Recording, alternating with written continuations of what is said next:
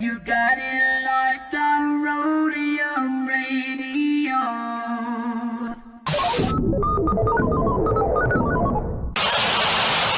Hey Tony, drop that. What, please? I bet. Dr. Dre in the place to be. Co-rockin' shit with my homeboy Steve. After Roadium, getting stupid tough. Yo, don't think that you can get none of Dre. The motherfucking doctor, the bitch hopper, the sucker motherfucking stopper. I'm fucked up, so don't mind what I'm saying. I'm just kicking it. But Steve, Tony, A.A, Susan, yo, we be choosing. Dope shit to put in a mix. Know what I'm saying? We kick shit like and that's a fact. And if your shit ain't in the mix, you know it's whack. And that ain't no bullshit. I'm kicking facts on a serious tip. Word up, Dr. Dre's in full effect doing serious damage, boy. Tony A. Tony A. When you're ready, go.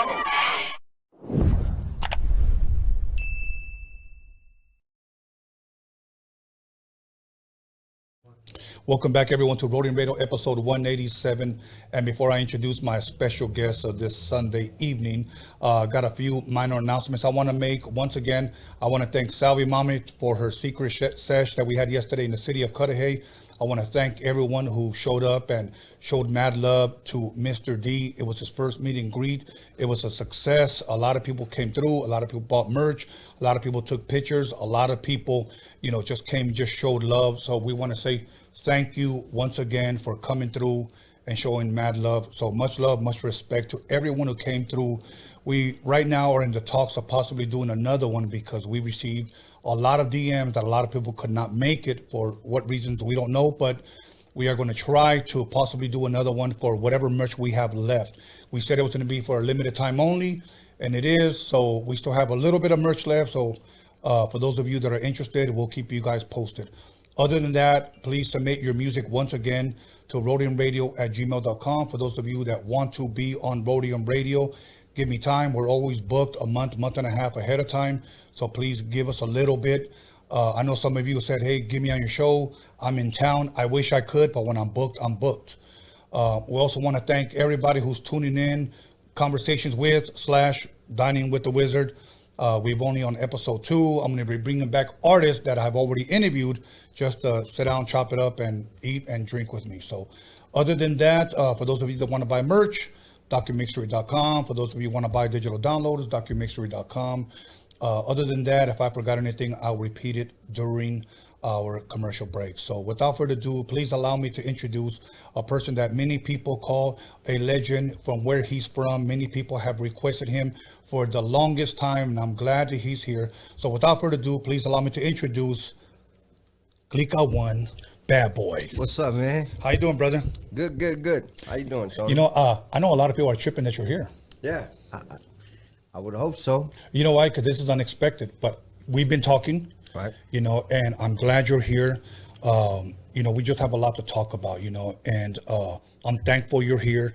You love music, you love hip hop. I love music. I love hip hop. We have a lot in common. So I know this should be a dope classic interview. I'm looking forward to it. Me too, man. So, Me too. First, I want to ask you, I know you live in Vegas. Yes, sir. How was the drive coming over here? Was there a lot of traffic at all? Not really. Man, to be honest with you, I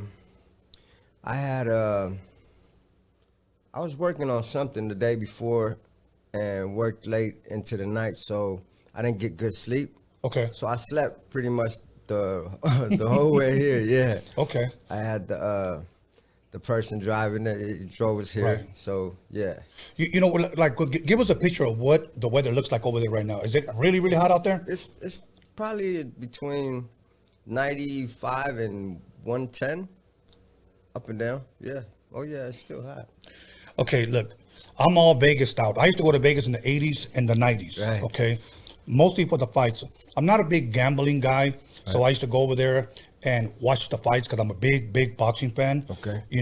But I was never like shooting craps, slot machines. And so, siempre me aburría, I didn't really care for it. Okay.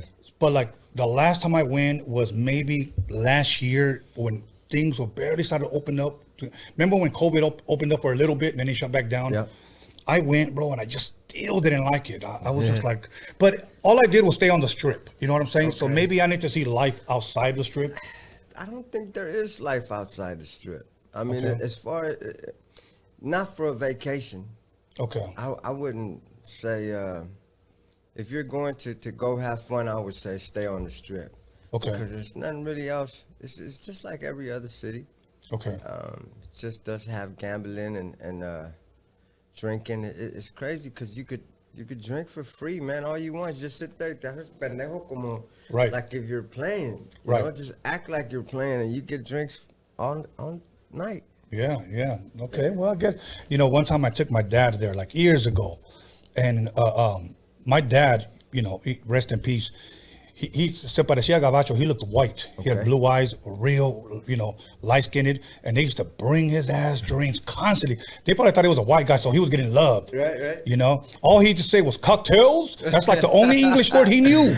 And they were like, "Here you go, sir." Right. And he Yeah. would give him like $1 or whatever. Yeah, But he that's how goes, it "A mí is." siempre me tratan bien porque creen que soy gabacho." Right, You know? right. No, So I yeah. was like, all right, cool. But they didn't show me my ass anymore. Right. So, Yeah, but it's usually about what you look like. They now, living over there, do you guys go a lot to the strip at all? Nah.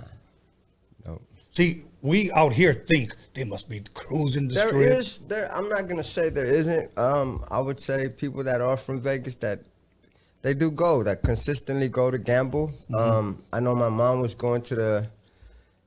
She had her little periods where she would go consistently just to go and gamble after work or whatever. But there is families that do go. Okay. I know I'm not one of them.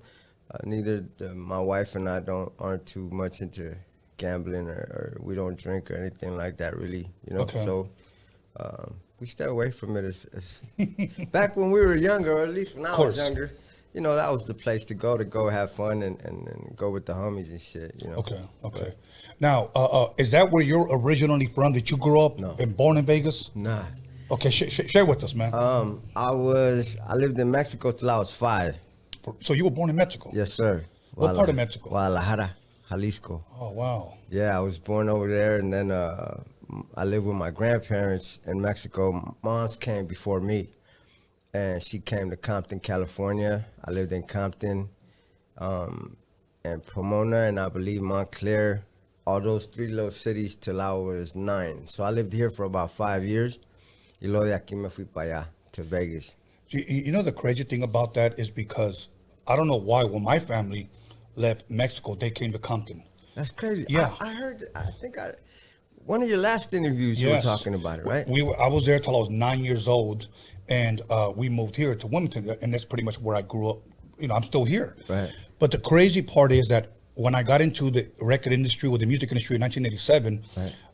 people asked me, because this was when I was talking to Dre, Easy Yella, and all those guys. Right. They were like, where are you from, man? I said, from Wilmington. I said, but when my family came, we moved to Compton. Oh, so you from Compton? Right. And I'm like, dude, I'm not going to claim Compton, bro. Right. I grew up, I was there till I was That's how 9. I feel. Like, a motherfucker could say, oh, yeah, Compton, nah.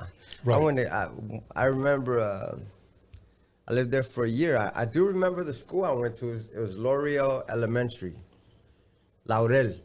We used to say it like that in Spanish. Wow. back in the Okay, day. you just blew my mind. Okay, and I'm going to tell you why. Because that's the elementary that I went to. What? I lived on 152nd, so I it's lived real on close. 152nd too. You're lying, bro. I swear to God. Wow. Right on 152nd, it was right off Road. There's an airport right around the corner, a small Compton airport. Okay. My brother, oldest, used to be for 155.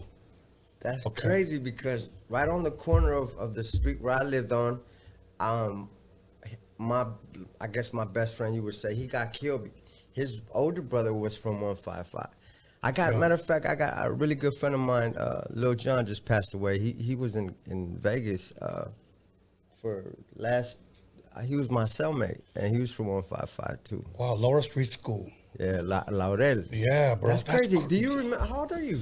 53. So you're older than me though, Tony. Do you remember cuando mataron a la teacher, Miss Washington? No, I was gone already. They smoked her right in the parking lot. Did you ever find out why, or? No, I just remember they said a little kid walked up to her and shot her in the head. A little kid. Miss Washington. I remember that. Wow, dude, that's crazy, dude. Yeah. But Yeah, what are the That odds one, of that, yeah, man? I know. That's crazy, bro. But you know what? We've been in touch. We've been talking. I'm glad you're here, man. So you left Compton, went to Vegas. Why Vegas out of all places? Do you know? You ever ask your mom?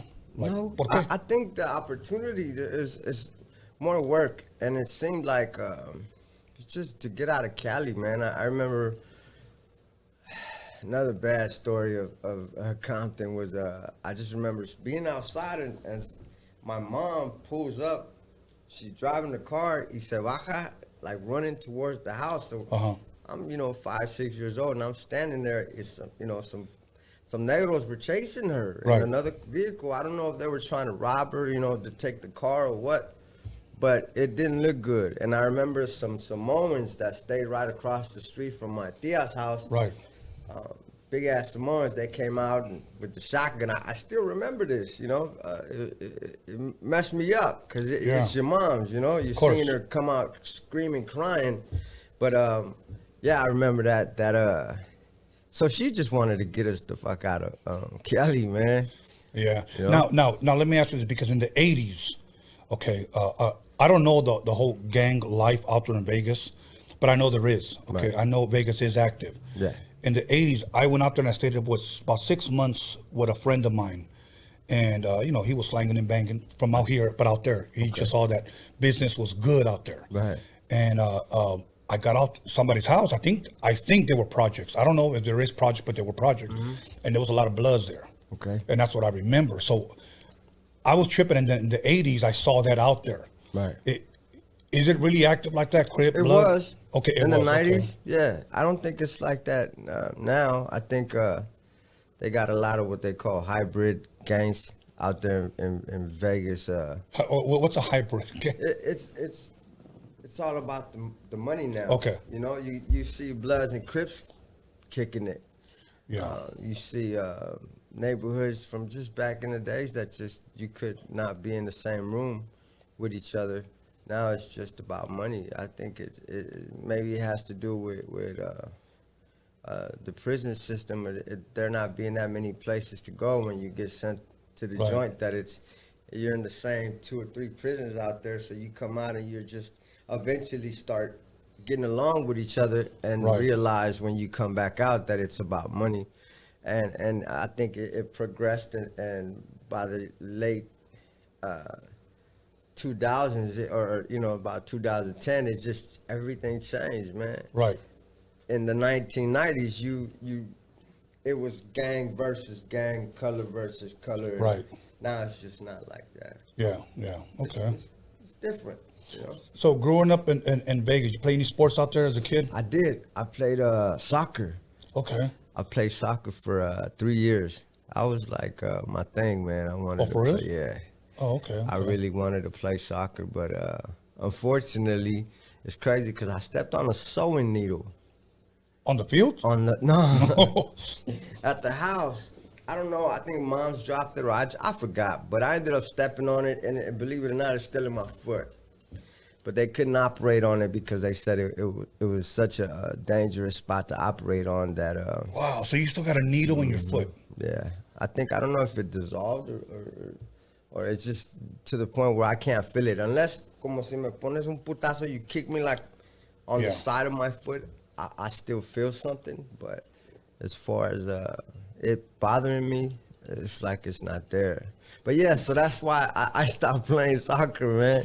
You played any other no football, baseball? Man, you know what's the trip is we didn't have tackle football as like a regular sports where you could pay to put your kids in. Oh, like Pop Warner. No, you didn't have it back then. The first year they tried to have Pop Warner, I got into it immediately. So I'm like, okay, they're about to let us play. So I went. By halfway through the practice period, they denied it. So I quit. I'm like, I'm not playing no flag football, Okay. So they wouldn't allow. They allowed it the year after that, but by then I was already into other shit. You know? Okay. Yeah. It's funny you say that about the needle. I was I forgot how old I was, maybe 21 at the time. I had punched this one dude, and I guess I was trying to punch him in his face, but he ducked, and I hit his forehead, and his forehead just split open. Right. I said that because I needed like 5 pins in my hand because these two bones popped out of my skin. Okay. And it was crazy because I saw it and I was so damn drunk. I just took my sock off and I wrapped it around my hand. I went to bed, me puse pomada, you know, I thinking it's gonna close. Right. But that shit didn't close. But the next morning I just went like this and that bastard popped out again. Yeah. So I was like, holy crap. So I think I had them for like 2 months or whatever. One of my friends invites me to church. He said, come on, go to church. Man, I ain't gonna go to church. I'm a light on fire, homie. I can't go to church.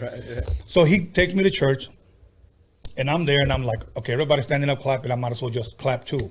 And I started clapping. I started getting into the song. Okay. Then somebody waves at me like from over here, like this. And I'm like, what? She goes like this. And I was like, what? She goes, your hand. And I looked and they were all coming out, bro. They were all sticking out like this. Yeah. And I was like, I looked like that Hellraiser guy, you know? I was like, what the hell? So I just went to the bathroom and I just pulled them all out, bro. That's so crazy. I just said, God healed me. Right. So that was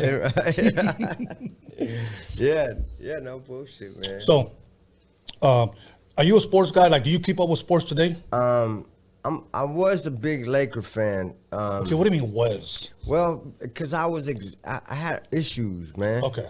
Like I would have to kick my wife and my kids out of the house during the playoffs because I would, you know, if things go crazy. Yeah.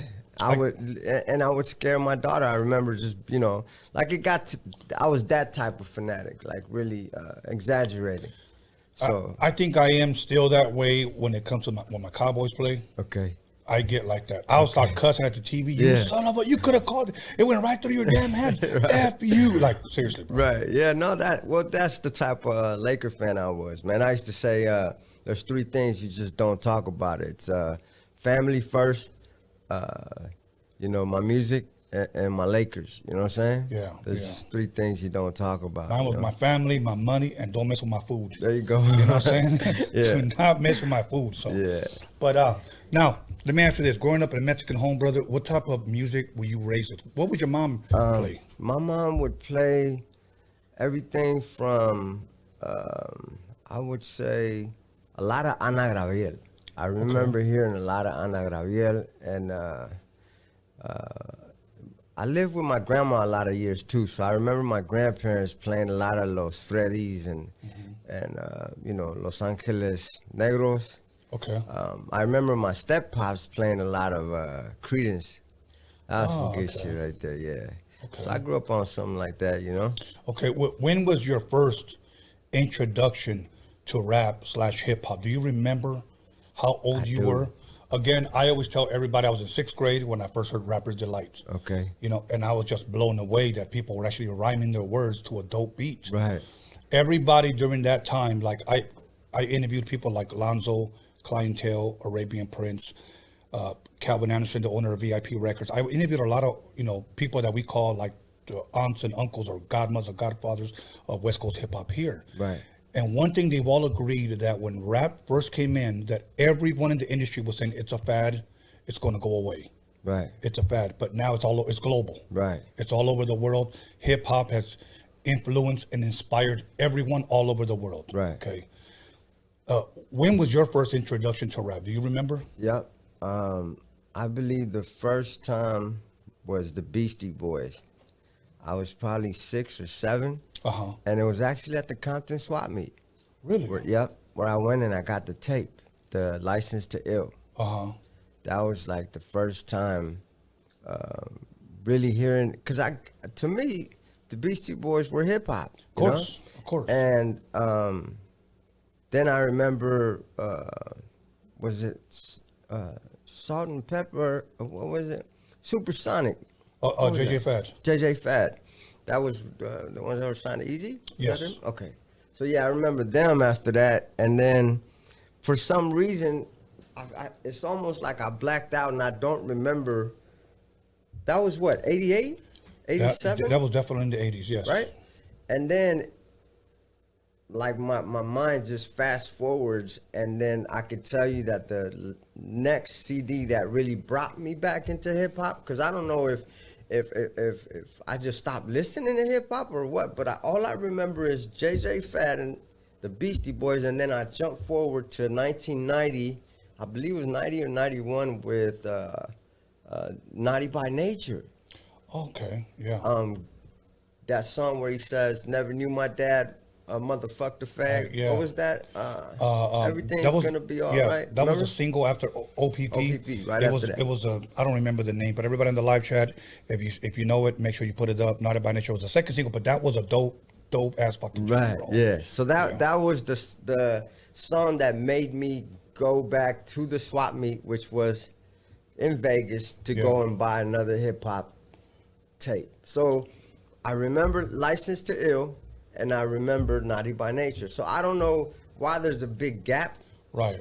But those are the two tapes that I remember purchasing as a little kid. Because I remember when that single came out, dude, like Treach was just going on. Man, You know? it's crazy how underrated he is as a rapper. Right. Because he You did have some shit. I like these type of conversations with people that know rap, because I always go back to this. The West Coast had their sound, the East Coast had their sound, the down south had their sound, okay? Right. And I'm gonna quote Snoop, even though I feel exactly the same way. In the 80s and 90s, there were no two rappers that sounded the same. Right. No two rappers that sounded the same. If you sounded like somebody, you were biting. Right. Yeah. You know, you were a biter. Yeah, you're right. You know, no two pop lockers popped the same, because if you use somebody else's moves, you bit his moves. Okay. You know, even scratching, everybody had their own style. Hey, man, that's a Joe Cooley scratch. Okay. You know, that's a Tony G scratch right there, homie. Okay. Today, the problem that I have, I think that the majority of it all sounds the same. Does. East Coast had their sound. You know, they had the Wu-Tang, they had the Naughty by Nature, they had a Tribe Called Quest, Right. De La Soul, Right. NWA, we had Ice-T, we had Too Short. Everybody had their sound. Yeah. Today, I just think that, I mean, correct me if I'm wrong, please interject. We have the trap sound, the mumble crap that's taken over, and we can't tell anymore. Do you think it's maybe because the business is saturated that it sounds alike? Because what if maybe we had everybody sounded different because there wasn't that many artists? Like when Clika one first came out, I remember we had a little section at the swap meet or at Sam Goody's in the back somewhere. Right. And there was only like 12 of us. There was, you know, Little Rob. I can literally name every artist that was out when we were out. Uh-huh. Now it's flooded. It's like the whole swap meet store is full of underground rap. Yeah. It doesn't necessarily have to be Chicano rap, but now you just don't know who's who. Right. You know, but back then everybody, there was. Do you understand what I'm saying? Like, course, what if of it's course. not what if it's not that it sounds the same? It's just saturated. So Well, De La Soul did a interview, I want to say 1996. I might have been earlier, because it was on their second album with The Daisy Age is Dead. So it might have been a little bit earlier in the 90s, but they had an interview on MTV, and they asked them, what if somebody wants to be a rapper today? What information would you give them?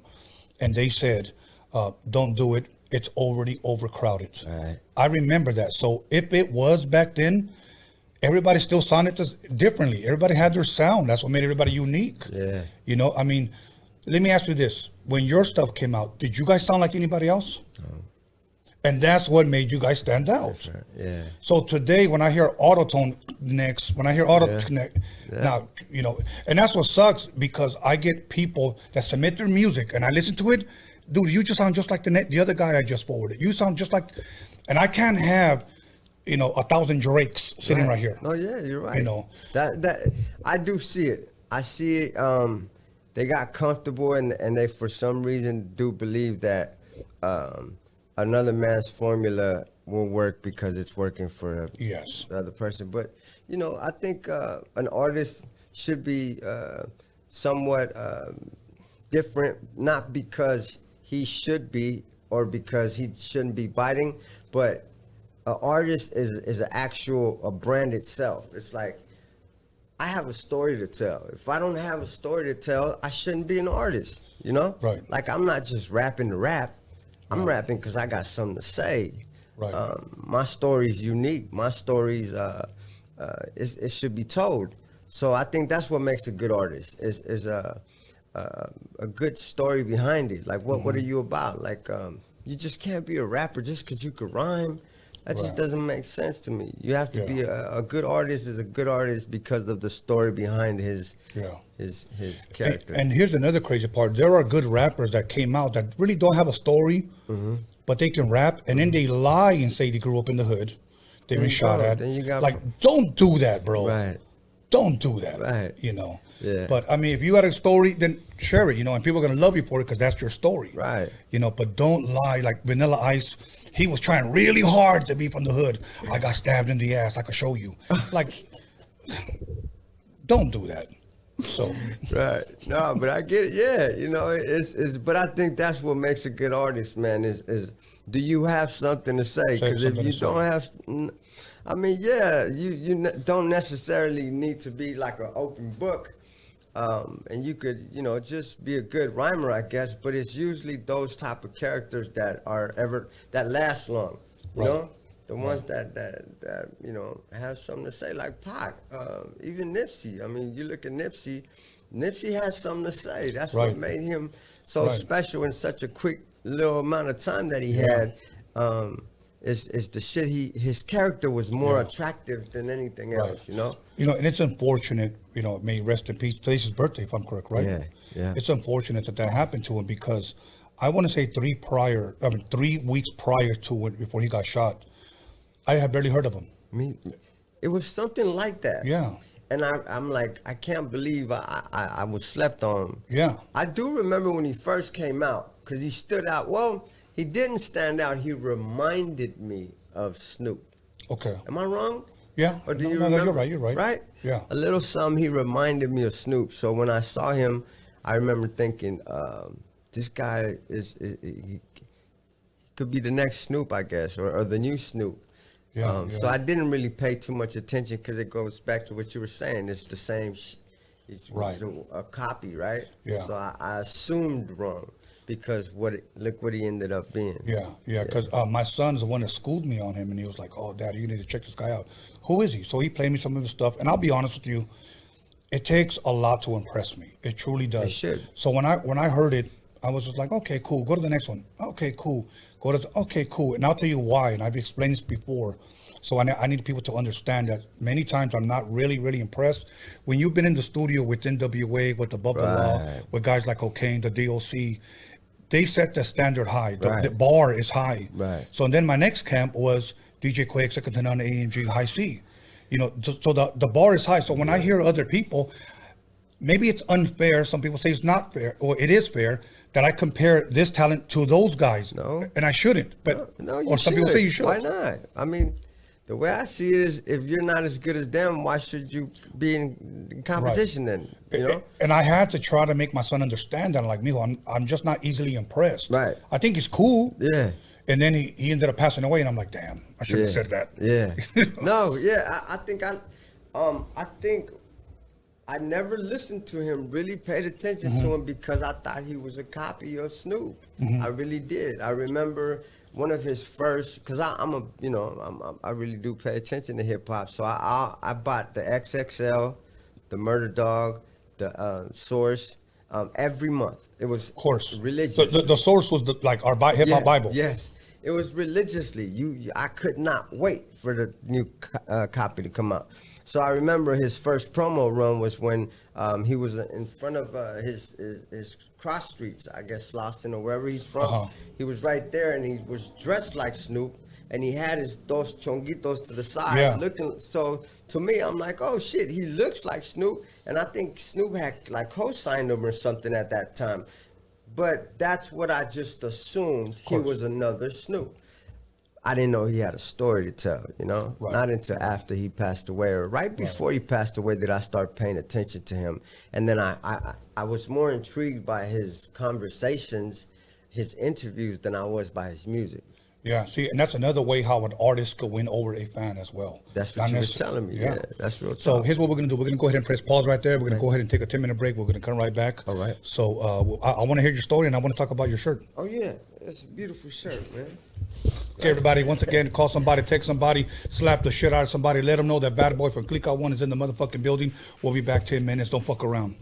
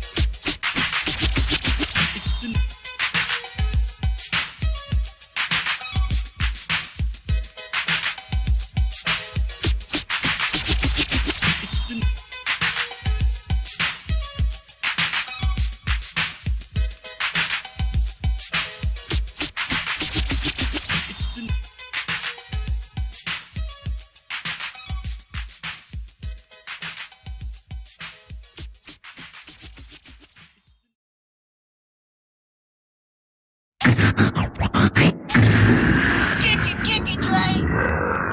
Just in 1 2 1 2. Right about now, Easy E and Dr. Dre's in the motherfucking house. Times are getting crazy, it's really hard to choose it. The Roadium's a spot to get funky, fresh music. Easy motherfucking E and my homeboy Dr. Dre. MC Ren is in effect, and you know we don't play. The Roadium is hitting, but you know you can't leave until you get a deaf ass tape from Steve. Oh Steve, oh Steve, oh Steve, just give me just one more tape. Oh Steve, oh Steve, oh Steve, just give me just one more tape. Oh Steve, oh Steve, oh Steve, just give me just one more tape. Oh Steve, oh Steve, oh Steve, just give me just one more tape. Yeah, man, I came all the way down to the Roadium spot beat, man, to pick up one of the NWA tapes, man. And I talked to homeboy Steve down there, man, and he said I'm fresh out of tapes, man. How the fuck you fresh out of tapes, man? He said cause they selling like hotcakes and shit, man. That's my man going down. Hey, Mom, what's for dinner? Hey, Tony, drop that. What, bass? I bet. My name is the Croft, the C-R-A-W-F-O-R-D, the poet high C. Tony A, the wizard, just as cool as a visit. Picking out his turn, stabbing pussy like a lizard. Ooh, so sorry, homie, I didn't mean to say that. Steve is in the house, come on, won't you play that funky dope beat? You know you gotta throw me some Stanley's ass Croft, coming straight from the Roadium. You are now about to witness Tony A. Get funky. Tell them where you from. You don't think I'm living, well, fuck you. Moon on a Saturday night in LA. Yo, feeling kinda fancy. Stop what you're doing, cause I'm about to ruin the image and the style that you used to. What the hell are you looking for? Can a young man make money anymore? Wear my jeans and like freaking on the floor? Or is it my job to make sure I'm poor? Disruption's disorderable, nourish not justified. Those that live at the FBI, look at mama's baby.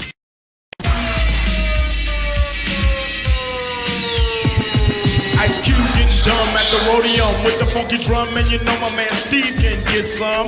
With a fool like Tony A when he plays stupid dope shit by WA. You wanna spray? Dumb motherfuckers, no doubt. And sucker DJ. Get the fuck out. Tony A. What did you say your name was? Tony A. I have won 1 million battles.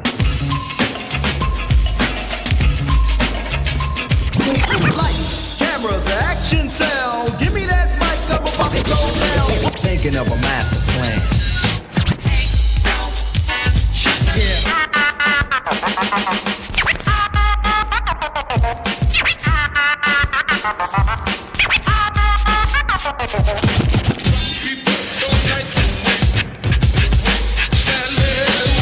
This story's funny. I met this girl and she had money. Yo, right about now, Dr. Dre is in effect. Cold tearing shit up with my man Steve at the Roadium swap meet. And we here to lay it on the line. To all them sucker niggas out there claiming our tapes and shit, we just got one thing to say. Look at you doing, your ass is mine. Look at you doing, your ass is mine. Look at you doing, your ass is mine. Yeah! Now my name's Dr. Dre. Now my name's Dr. Dre. Now my name's Dr. Dre. Now my name's Dr. Dre.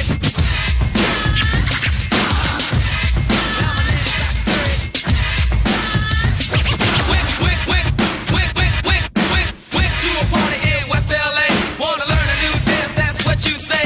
Well, here's a new dance that can't be matched. So just dance to the flow, do the cat. Here it come, here it come, here it kitty come, come. Here it come, here it come, here it kitty come, come. You heard, take it from the top. Get that shit, new chop. Put a power move on. If you mess with me,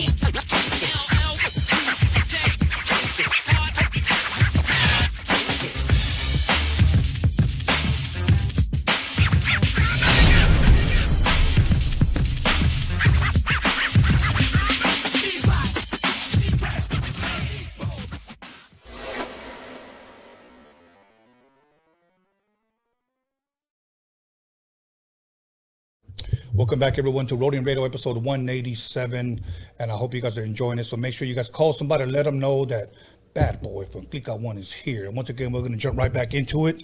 Brother, how you doing? Good, man. You Good. you enjoying that chamoy michelada? Yeah. I like yeah. that one. Yeah, it's good. I like that one. It's Now, good. you know one thing I shouldn't have done because it kind of grossed me out when I drank that one?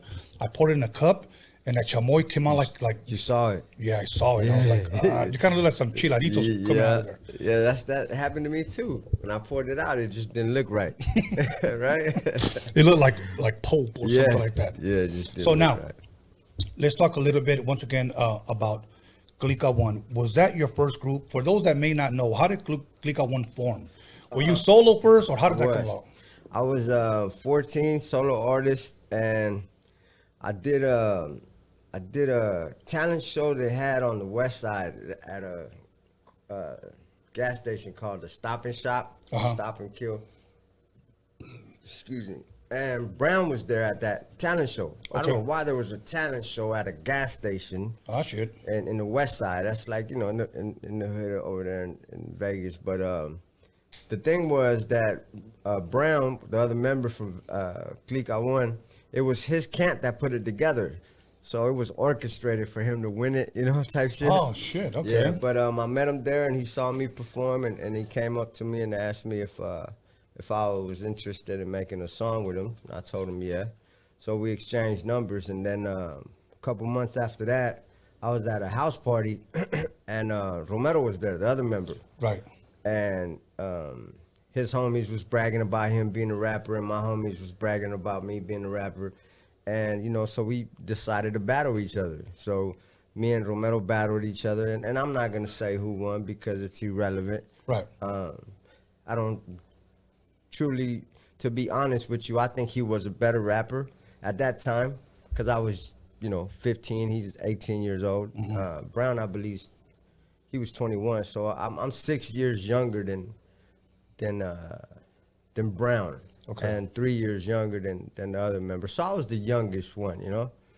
But one day Brown picked me up to go to the studio, and he's like, "Hey man, you know anybody else that raps that's Mexican that might want to, you know, we could form some type of group?" And I'm like, you know what? I battle rap some Mexican dude named Romero. I got his number, you know, we'll call him from the studio. So he's like, all right, cool. He's like, well, we're going to go pick up this guy named Randy.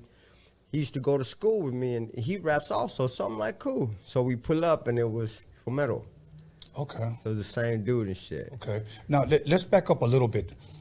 At what point in your life did you say, I want to try to take this rap thing serious? Like, did you have a homie that rapped, or did you just pick it up? Yeah. And you just said, let me just try it? Nah, I used to, you know, I did my so dope, whatever, when I was younger. And the guy I used to sell dope with, he was a rapper. Rest in peace, the homie Raul. But I used to go with him to his studio sessions and shit. And one day he's just like, man, write a rap. And I wrote a rap, and I didn't really take it that serious. But once I got his blessing, like when he heard me, and he's like, man, you can write. And this was the first time you ever? 14 years old. And you just, because, okay, if somebody would have told me to write a rap, I would have put Cat in the Hat, Trash Can, I made a girl named Pam. That would be me. I think I looked up to him so much that I wanted to be like him. Because he was an older cat. He was about 18, 19. I was about 14, 15. So he was, he used to sell dope and was a rapper. And I thought it was cool that he was a rapper and sold dope. And so I wanted to be just like him. So I was already selling dope like him, Right. I wanted to rap like him too. So when I wrote my first rap and he thought it was cool, I'm like, man, I pleased the big homie, right? Right. And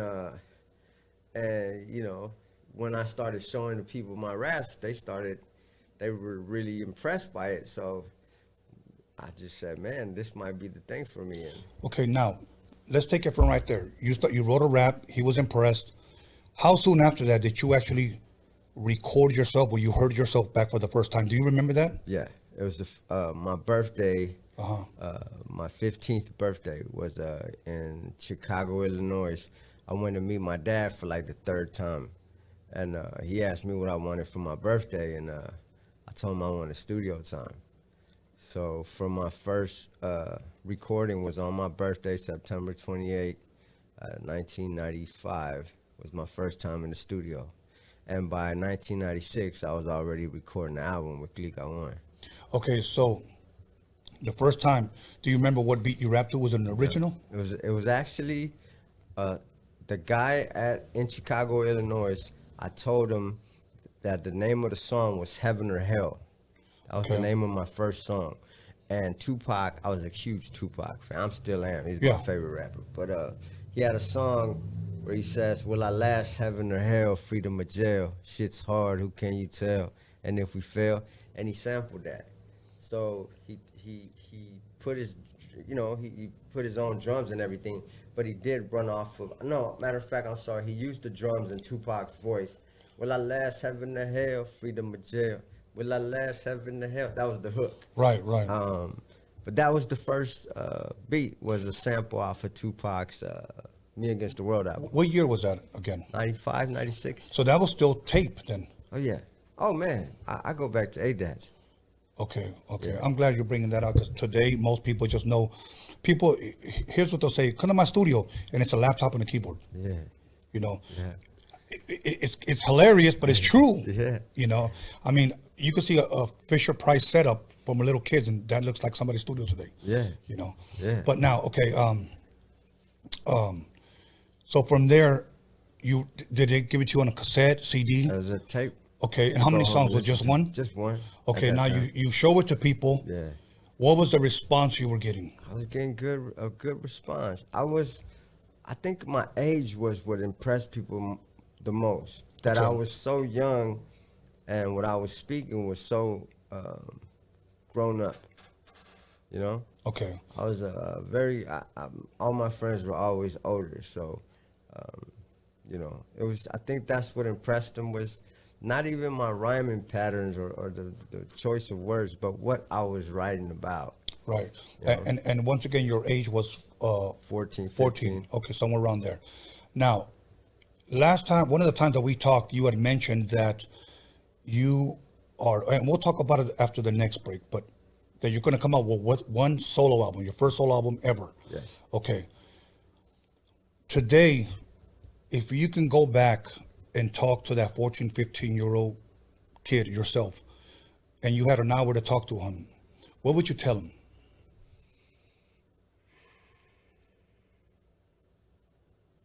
I would probably tell him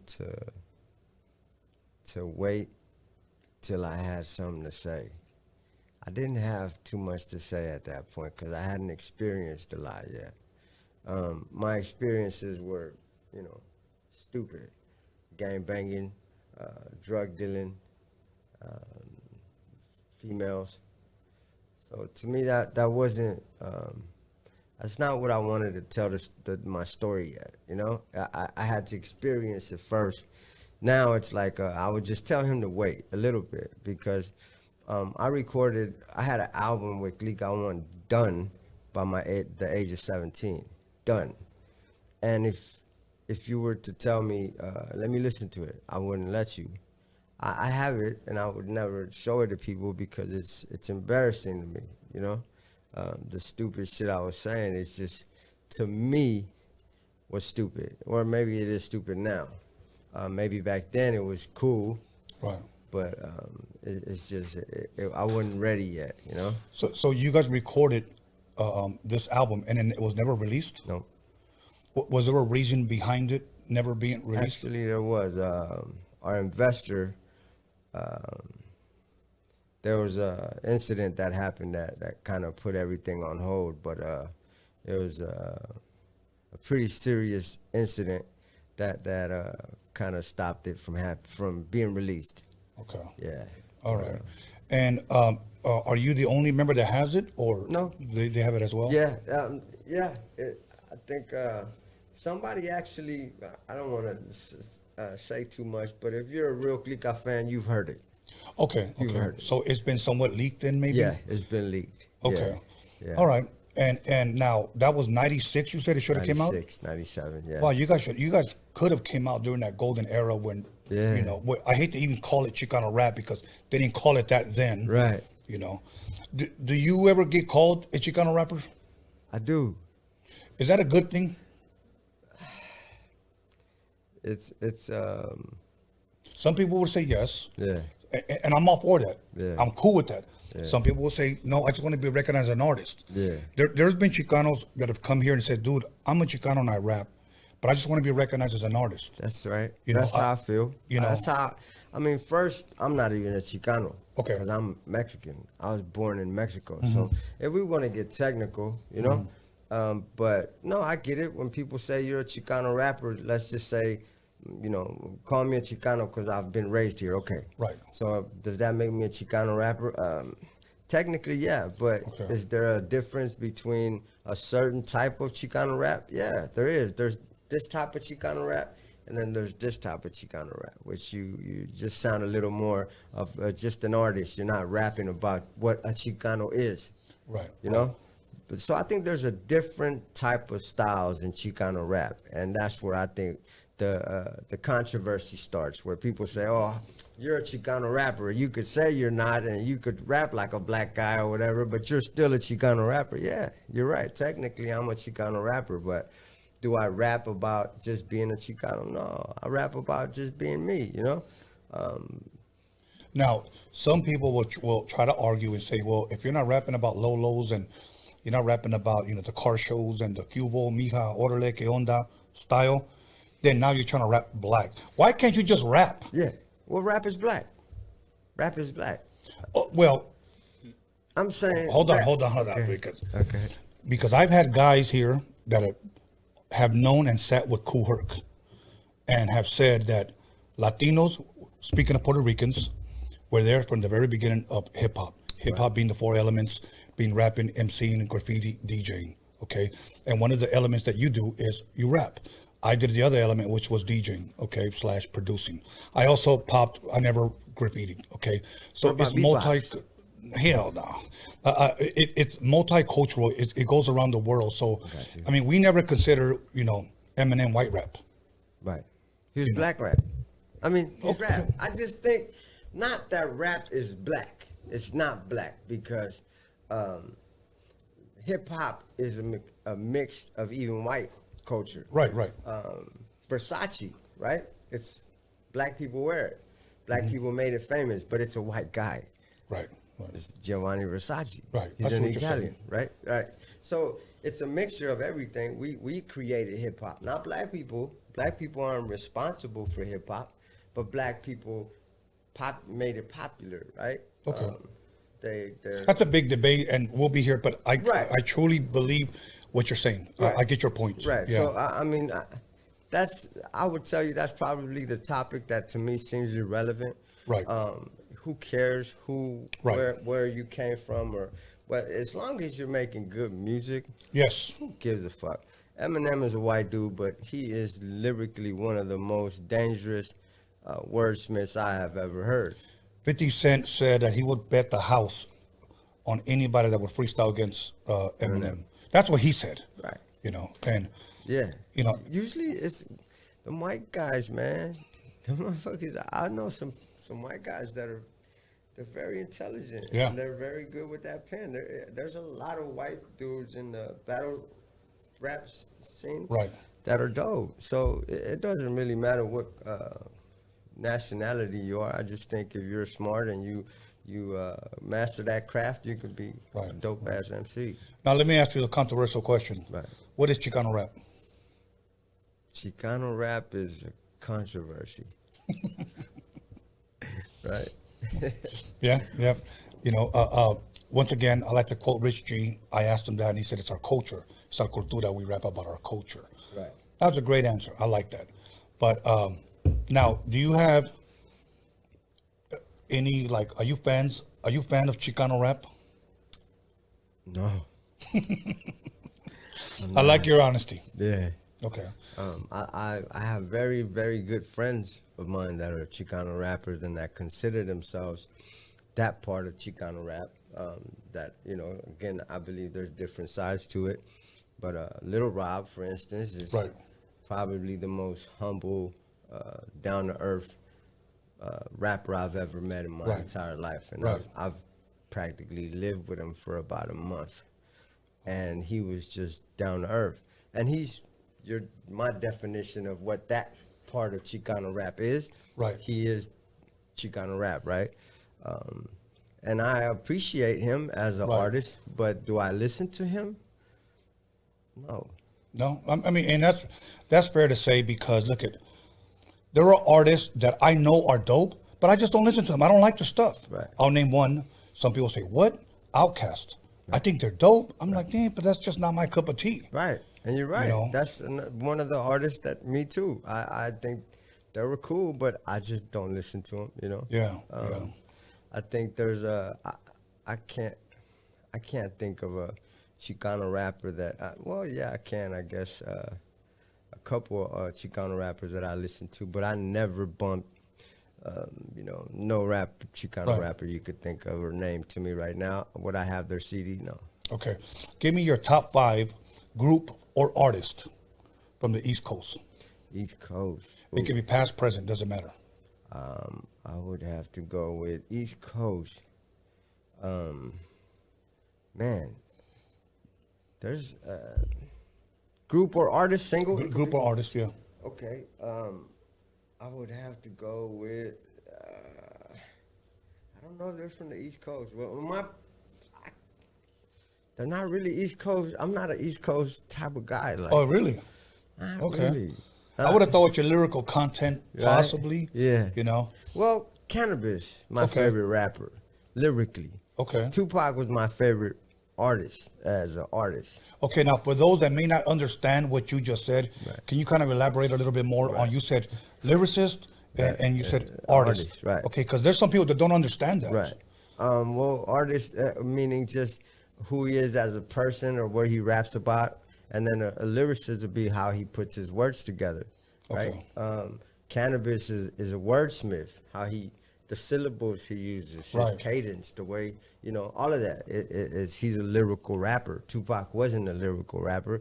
He was more personal, you know? So Pac was my favorite artist and rapper because he was what he talked about. He was, you know, he cared about the struggles of us, whatever we went through. But Cannabis was just more going at your head and telling you he is the best rapper and you cannot defeat him in a lyrical you know, battle or whatever. So, yeah, there's a big difference. But I would say Cannabis, Royce the 5'9", Benny the Butcher.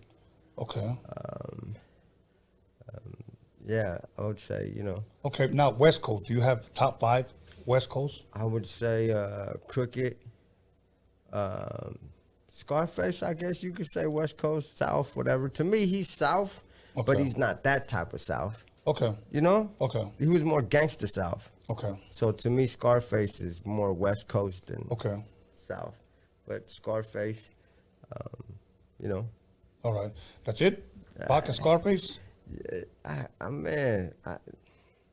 Yeah, I'm more, how could I say, since I'm an artist and I kind of give a fuck about me more than anything, I don't know, it's not that I don't want to give people their credit. Okay. But I feel like I'm not the type of person that sits here and glorifies too many motherfuckers, you know? Okay. But yeah, I would just say them. All right. Yeah. All right. Now, so that album was supposed to come out in 1996. When did something officially come out of Clika 1? 98. Okay, 98. Now, for those, once again, that are possibly barely getting familiar with Badboy from Clika 1, what song was that? We had a self-titled album called Clika 1. Okay. Self-titled. And, you know, our first song that I could say really people might know was Mexican Mobsters, Deadly Sins, Do or Dies, songs like that. But that was off our first album. Yeah. Now, your first album comes out. Yeah. The other one didn't come out. Right. What was the response on that? It was huge. It was huge. It felt like I was a superstar in Vegas as soon as that album came out. Like it really catapulted us as human beings. Like I really felt, I got to feel what it was to be special or different, you know? Yeah. Yeah, it's pretty cool. Yeah. And were the other members, did they feel the same way? Yeah. You know, they all loved it? Yeah, we we got caught up in the hype. Yeah. I think that happens to a lot of artists, but it's always good, at least for me, to have a good manager to always remind you. I wish I would have. I personally do wish we could have had somebody to keep us in check, because we didn't. We were all over the place, and like I said, since our oldest member was 6 years older than me, can you imagine being 21 years old and being in a group with a 15-year-old? Yeah, I was 21 when we first started taking off. For me, it was a lot. Now imagine having a guy in your group. I know. And he's 15. Right. And he's a little cocky fucking bastard. I couldn't imagine. Like I tell Brown all the time, like, I don't know how you dealt with me. Like, right. I must have been like a nuisance to him. Like, goddamn, you little motherfucker, you know? Right. But yeah. Just need you to speak a little bit closer to the mic. Yeah. But yeah, that's if we would have had a manager or somebody that would have kept us in place, I think Clika One would have lasted a little longer. Right. Okay. Because we had so much more to give, and we just, you know, our egos were all over the place. You know, I told it this one group, I won't mention their name, but I'll tell you during the break. And I saw this one guy that they had great songs out, great videos, great shows, but this one guy was just out of hand. And every time we did shows, he was always getting in trouble. He was a loose cannon. Was he from the West Coast? Yeah. Would I know him? I think you would know him. So I'll tell you during the break. You got to give me a chance to try to guess, because I want to guess. And was he, like, popular? Like, they blew up? Very. They were Chicano rappers, right? Yes, he was. Oh, they were? Yeah. So, and I don't want to say their name, but I'll tell you, and he was just out of control everywhere we went. But it doesn't help that females, first of all, don't even know you, but are throwing themselves at you. Yeah. Even females with boyfriends, you know, they caught the vapors. That's what happened. You know, so, but it happens with some girls. It's like they're starstruck. Like, you know, I've seen girls pull up to shows. Sad to say, I was in San Diego. We did a show with Color Me Bad, Criss Cross. Right. You know, by the way, I heard both of them died already. I know I only heard one of them passed away. I know one of them had leukemia, right? Yeah, one of them passed away. But anyways, I was over there, and I guess this couple got backstage, and one of the artists, I won't say who it was, looked at homeboy's girl and said, "Come here," and she took off with him. I just saw something about some girl. I guess she's an artist, and her boyfriend was an artist also, and I guess Drake took the dude's girl. Like he invited them or flew him over to Vancouver, wherever the fuck he's from. He said, "La quitó, güey." See? Yeah, and he's all over social media, just like, you know, trying to snitch on him, like who cares, you know? Well, like Drake took my girl type of deal. That type of shit. You knew what the hell was gonna happen. Why would you go over there and fuck with him, right? Exactly. Yeah. That's like somebody say, "Hey man, you gonna come over?" Yeah. Hey man, I'll bring your lady. Imagine that. I mean, Drake flying you and your girl out, and you really don't think, but come on, man, you already knew what was on his mind. Shame on you, Drake. Yeah. Hey, but you know what? Shame on her too. She knew. Right. She knew. Yeah. You know, I read one time, bro, and what do you call a female like this? Do you like Taylor Swift? As she's got talent. Okay. This is what I read, okay? So you guys can Google this on the live chat, okay? That in 1 year, which is 12 months, okay, you have to know math to figure this out, that she had 13 boyfriends. Damn. So that means in 1 month, she had two guys. Two guys. 13 cocks in 1 year. Yeah, pretty much. How does that happen, you know? But, oh well. Anyways, moving on. So now that Clika One album drops, you guys get on a tour. We did a little bit. Okay. We toured with a couple artists. One actual tour where you could say it was a tour bus and all that, but it was, you know. Okay. But Chicano rap wasn't that big yet. It wasn't like the, you know, when Capone came and he really put on and got the deal with, you know, I think Universal. I forgot. Once he started, the SPM came and they got the deal, and it's really started taking off like in the late 2000s, I believe. Okay. When, if any time, do you consider Chicano rap at its prime? Or has it hit its prime? No. Okay. I don't think so. And I feel the same way. Yeah, I think we're about to. I'm seeing this kid, CNG. Is that what it is? I've heard of him as well. Yeah. I see he's doing some amazing things. How he's gathering the masses. Okay. And I think the way he's approaching the situation is he knows there's power in the numbers. Yeah. And I saw, I don't know what magazine it was, or but he's got all the artists a couple artists from back in the days, from maybe my time, and all the new rappers, and he's got them all, and he hooked up with the dude from Rancho Humilde. Oh yeah, Jimmy. Yeah. And they're all together, and they're trying to form this powerhouse of Latin rappers, mostly Chicano rappers, and they're pushing the culture forward, and I think that's amazing. That's a good thing. Yes, because nobody's ever done that. Yeah. We can all talk about doing it, but I think my era, we were just a little too gangster still. So, But at the same time, laying the foundation and opening doors that were here. yeah. Oh, You we know, did I mean, that. there had to be a foundation. Yeah. That's what I consider the years of laying down the foundation that they're here. Now, but think about this, okay? The reason why I tell people this: when it's labeled Chicano rap, I think that there's a lid. It won't go That's it. higher. You're right. Okay. You're right. You look at artists like Frost. Okay. You look at artists like Spanish Fly, who had a song called "So 18 with the Bullet." You look at artists like Lighter Shooter Brown, Sunday Afternoon, Proper Those. They had Mexican Power. You had yours, Clika one. You had Brown Side. Right. Okay. We were all on the radio. Then the 2000s come around. We're no longer on the radio, but there's more of us. That doesn't make sense.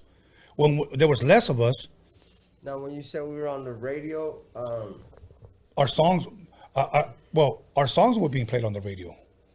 Frost, you're right. Lighter Shade of Brown. Lighter Shade of Brown. Mexican Power, Proper Those. Mexican Yes, Power came they were actually even DJs on Power 106 out here.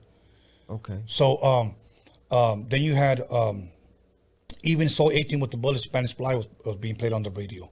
But on rotation? No, I wouldn't say rotation, but we heard it. Right. I You're mean, right. Oh, yeah. The sad part is even High C was considered Chicano rap was sitting in the park, and I'm not That's your crazy. puppet. You're right. Yeah. Yeah. And we were on the radio. So, I mean, even Mentirosa was considered because he rapped in English and in Spanish. Yeah.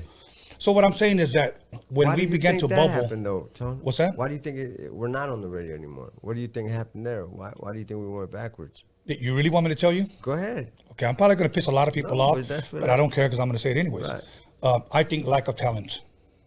Okay. Now, is there talent out there? Absolutely. We don't lack talent, but I think people are just releasing bullshit. Yeah. You know what? Cardi B, she's got that new sound. Let's do that. And if we have a bunch of copies, a bunch of clones. So now, if somebody brings you a demo, you have everybody sounding the same. Every one of those artists, including Clika one that I mentioned in the 90s, all sounded different. Right. We all had our own sound. Right. Today, everybody sounds the same. So nobody stands out. Right. That's what I believe is the problem with today's music. Do you think something like Pocos Pero Locos was good for the culture, or was it bad? You know what? I'll tell you what people have said. What people have told me that it was bad, okay? My opinion is this, that there was an opportunity for us to be heard, and I think it was great. We should just have not labeled, just my opinion, Pocos Pero Locos. It shouldn't have been, shouldn't have been labeled that. I think that was the bad part of it. But there were people that have come here and have said, I got exposure because of that. There were people that said, nah, man, they were charging people to play our songs on there. So I've heard good and bad. I don't know those people. I rarely ever listen to Pocos Pero Locos, but I've heard both good and bad, that it was good for the culture, that it was bad for the culture. I wasn't there, so I can't really speak on it. Right. I just think that we should have never have named it Pocos Pero Locos. That's just me. Right. Okay. Yeah. I mean, what was it that you heard? Well, I was actually, I had like 3 songs on their first compilation. Okay. As a solo artist, though, by that okay. time. So I remember I think their intentions were good, but unfortunately, we did put ourselves on a Sunday afternoon type of position where you only got played on Sunday.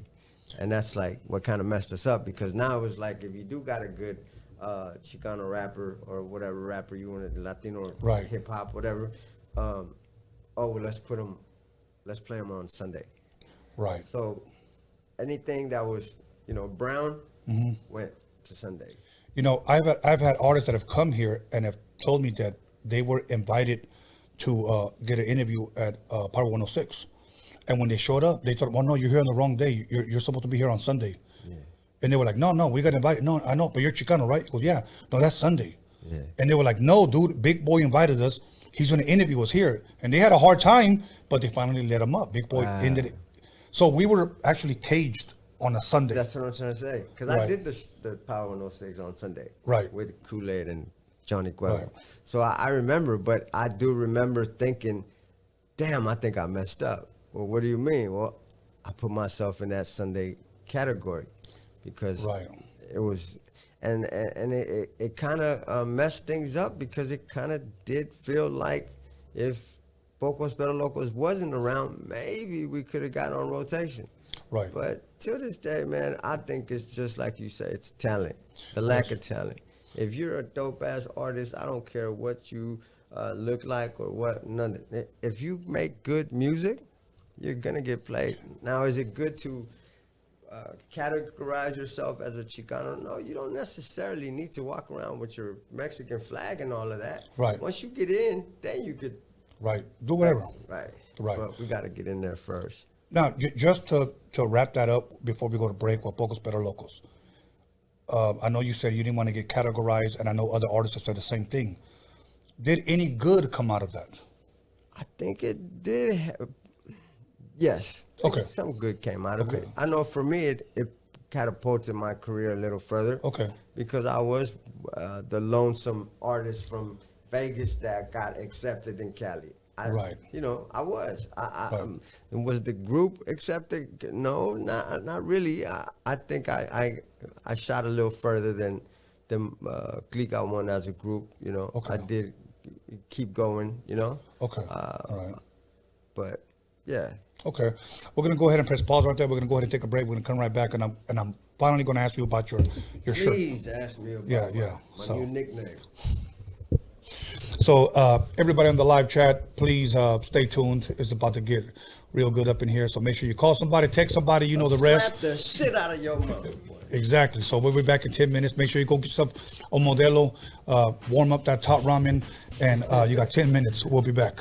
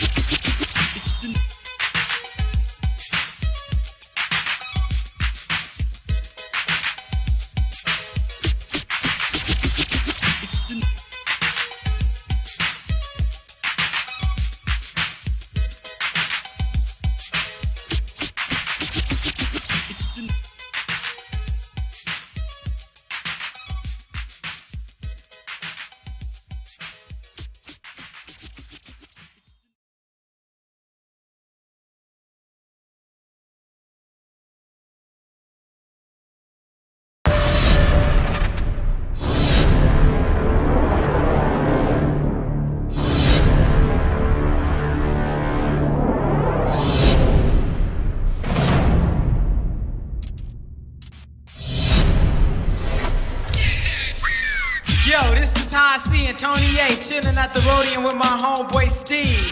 Be on the lookout for our new 12-inch, the shit is dope.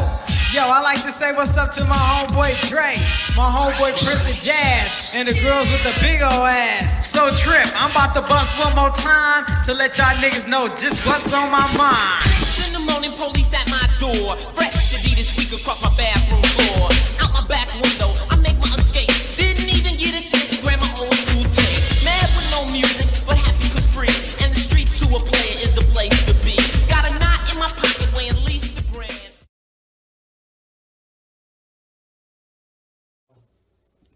And welcome back, everybody, to Roadium Radio episode 187. And we're not going to go ahead and bullshit anymore, so we're going to go ahead and jump right back into it with Badboy. That's right. I have to ask you something. All right. What's the deal with the Bad Bunny shirt? Hold on, let me move this out the way because I don't want people to say it's because of the alcohol. I don't know, man. Fuck Fat Boy, I guess. Because I see you wearing it says Bad Bunny twice. But yeah, this is what supposedly you named me according to Fat Boy, but I don't know, man. I just thought it would be funny to wear it, you know. Yeah, when I first saw it, I was like, oh shit. Yeah. Nah, just a little bit of controversy, man. He had a lot to say when he was on here last time, and I felt it was a way to just let him know that I was paying attention. Okay. Okay. And you know what?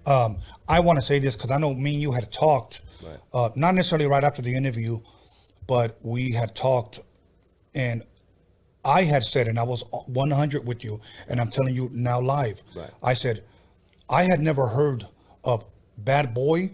I had heard of Clika 1. Right. So when he kept saying Bad Boy, and I'm saying this, and I'll say it to him as well, Right. I said, who's that? You're talking about Bad Bunny. Right. And he said, yeah, Bad Bunny. Right. So as he went deeper, Right. I'm thinking, that's not the reggaeton guy. Right, right. So I was somewhat confused. So Right. Yeah. that's Nah, what happened. you know, it's whatever he had to say, I appreciate the free promo, you know. Right, right. I know he knows what I'm about, and I just wish instead of all that bullshit that he was talking, why not just go ahead and settle our differences here on the Roadium Radio Show, you know? Uh-huh. I think he's got your connect, and I got your connect, and I would actually like to take this opportunity to call him out and say we could battle here on your show, and whoever loses has to hang him up. Okay. You know, so. All right, well, there it is there. I'm sure everybody in the live chat is going crazy right now. Yeah. But you know what? I would be cool with that. You know what? I think that's what we should do for hip hop. Yeah. I think if he thinks that he's a tough gangbanger or a gangster, and I'm just some crip named Sugarfoot from Vegas, you know, let's just put our talent or our money where your mouth is, and Right. Right. I would advise him to shut the fuck up or put his money where his mouth is, and come on the show and put his career on the line. Right, right. You know? Well, you know what? I've never heard that as far as let's hang him up, but fuck. Yeah, you gotta hang him up. Whoever loses gotta hang him up. Okay. I'm ending his career. I don't play games. I'm not no tough guy, and I don't sit here and talk shit about other people. But if he came on here, I should have the equal opportunity to go ahead and speak my piece. And I'm not gonna, play no games or have my little cheerleader in the back here protecting me or talking about we did this and we did that. I don't even know that other dude. Right. I have no idea who he was, but I am challenging him to to hang him up. If I'm better than you in the rap battle, then you gotta just stop rapping. And Right. if he's better than me, I stop rapping, and that's it. And as far as the fade, same thing. There's a thing called what do they call it?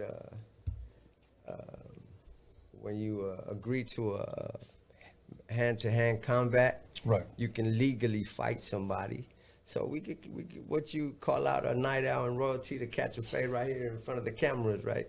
That's the same thing. I'm offering the Fat Boy, you know, to legally catch a fade, and you know, we'll see who wins that one. But, right. Okay. Yeah. You know, I have to say this because to me, I'd rather bring peace than. Yeah, me too. But at the same time, I know you're speaking your piece. Yeah. You know, Yeah. and we can keep it hip hop because I know what you're saying by a rap battle, because if I was still active on my turntables, I would be calling out DJs. That's it. You know, That's it. and back in the day, we used to call it cutting off heads. You know, if I beat you, hang it up. Right. You know, so I know you're trying to keep it, if you will, in the spirit of hip hop. That's where I want to keep it at, you know. Okay. But to all those that want to hear me talk all that goofy ass gangster shit, right? We can catch that fade too. But I would love to just make him hang his cleats up, because how he said, what he say, that people say he's the best, and then you said he was giving himself flowers. Yeah. Well, you know, there's a lot of people, you know, and I encourage people to believe in themselves. I feel I'm the best. Okay. I feel I'm the best. I don't think there's a Chicano rapper better than me. I know that. I know that. They know that. And I don't sit here and say, people say that. No, I say that. Okay. And they say that. So, but, you know. Now, if you don't mind me asking, just for the fans, he has fans, you have fans. How did all this start? How did it get here? So he was on his live, and you know, when somebody records a live, can you put the mic a little bit closer to you? When somebody records a live, and we kind of had like a versus battle on his live, and you would think if he beat me, you would leave it on your channel. Right? Right. I mean, if I challenged you out and I beat you, it would still be on my channel. Just like you can go back and look at all his old stuff that's still on his channel. It's still on there. Why? Because he's still showing off his past victories, right? But he ain't have that one on there because he lost. And he took it down. And I felt disrespected because I know I won. During that time, were you guys cool? Yeah. Okay. Yeah. But he took it down, and I know he took it down because he knows I won, and that bothered me. So when I went on my channel and I reposted another rapper by the name of OJ the Great from San Diego, he posted, Badboy just put hands on any means. Right. I reposted that. And he took it to the heart and said, you know, oh, you can't say you won because I felt I won. And I'm like, well, why didn't you put it on your page? Right. You took it down. So I said, you know what, forget all that. Let's just have a new battle. Let's just do a song this time. Because we went versus. He played a song of his, I played a song of mine. Okay. He played a song of his, right? And I won. And so I said, okay, forget all that. Let's just do a new song. You do a rap battle type of song, rap battle. Okay. Excuse me. And I do a rap battle type of song. But he went and got personal, you know? He went and brought up my affiliates with my neighborhood, like that matters. That has nothing to do with rap. Like, what are you doing, you know? Right. Everybody knows where I'm from. Every rapper I've ever messed with knows what my affiliation was to the streets. But he thought that like he got a secret or something. Right. And it's stupid, but and he just got personal. He really took it from a rap battle to a diss track. And so okay. Right. I'm starting to get it now. So instead of maybe just battling, he just started maybe dissing. It's pretty much. Yeah. See, I've never heard this, so I'm asking. And I get where the similarities are, but there's just things that you don't talk about, you know? Right. And he talked about it, and I felt, and I still got him on. I knew what he was gonna rap before he even released it, because I had a mode in the studio. While he was recording this song, I had a homie in the studio with him. So the homie sent me the song. Wow. So I re-released it before he even released. I was playing him the whole way through. So I think that's what pissed him off even more. And he stayed quiet for a long time until he came on your show. So I don't know what made him feel like he was. I mean, but okay, in the spirit, if you will, of hip hop, if I lost, I would have no problem. And I'm speaking on DJ.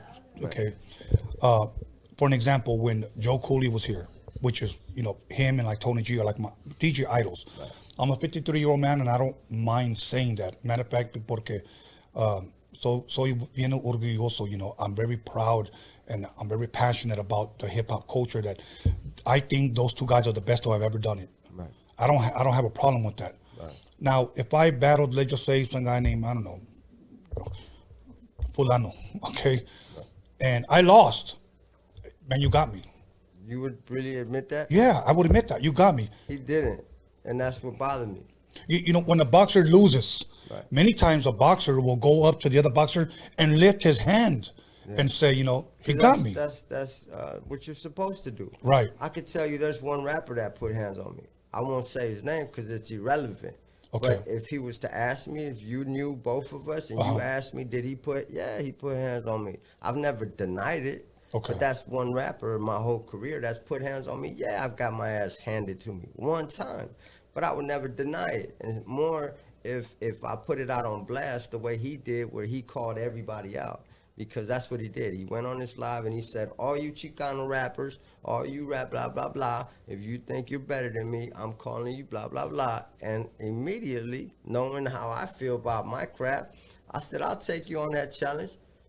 So he immediately backpedaled. Oh no, OG. Oh no, OG. OG, I'm 1 year older than you. What the fuck are you calling me an OG for, you goofy? Like he says that I'm some old guy. He's 1 year younger than me. I don't even think it's a year. We're the same age.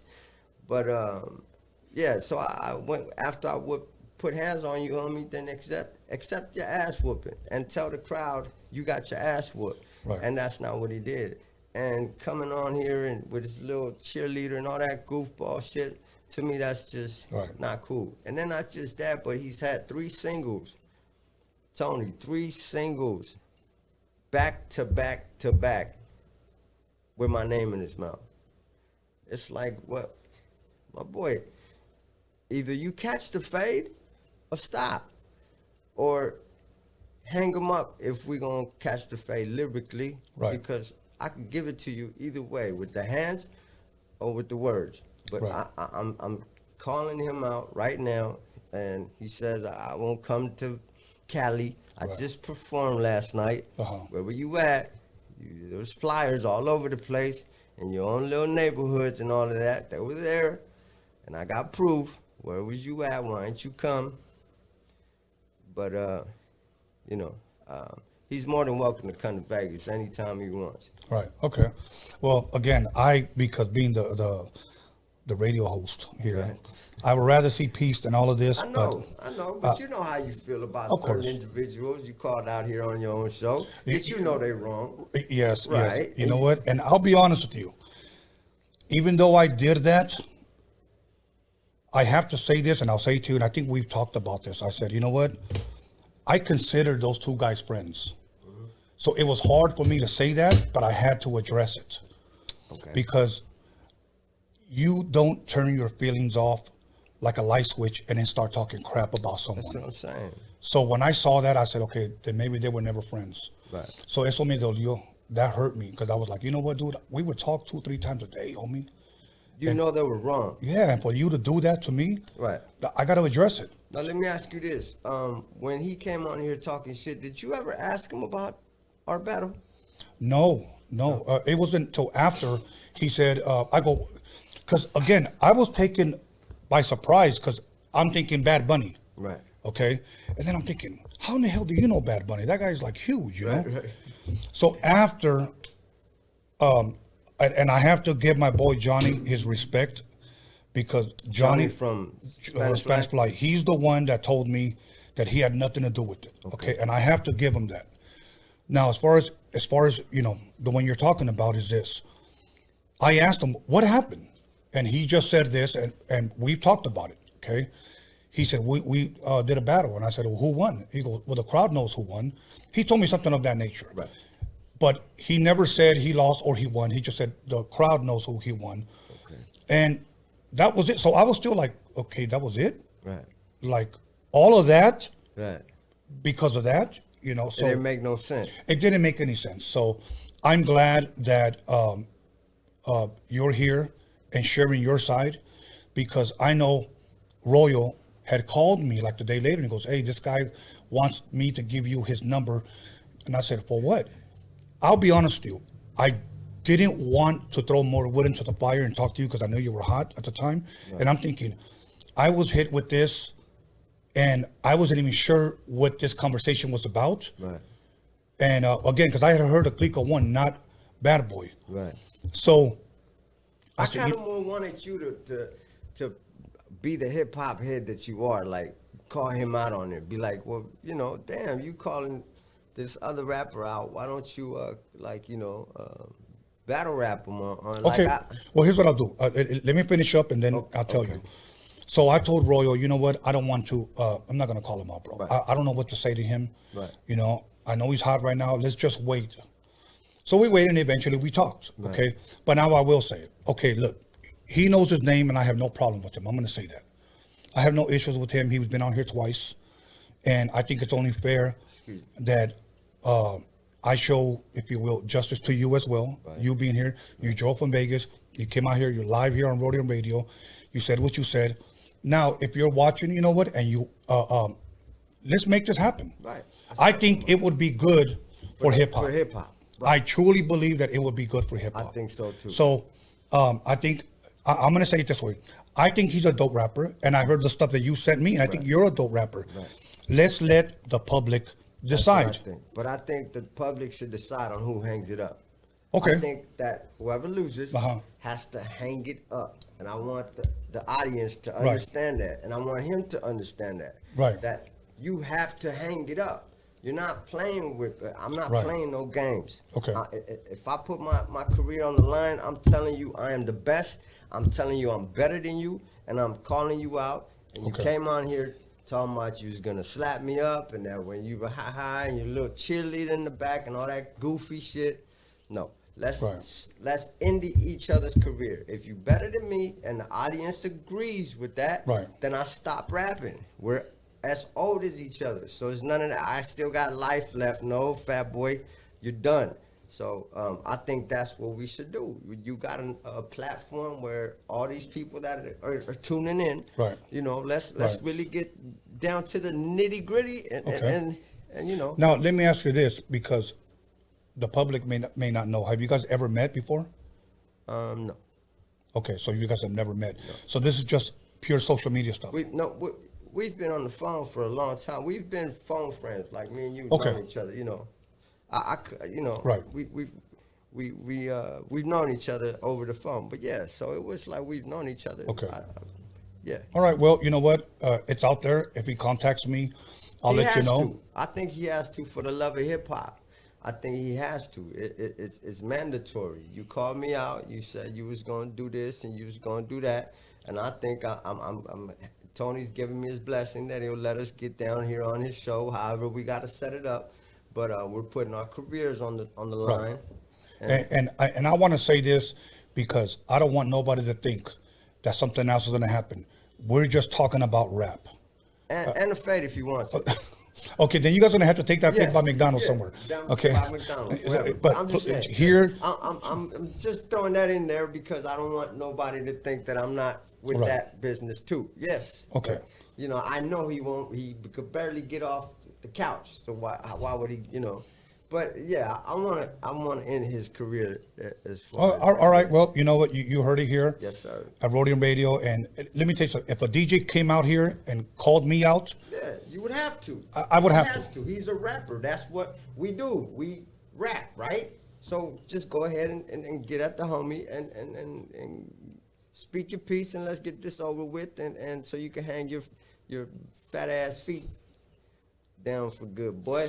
Oh man, I'm gonna get a lot of phone calls. Okay, so but I have to say it again. My boy Johnny.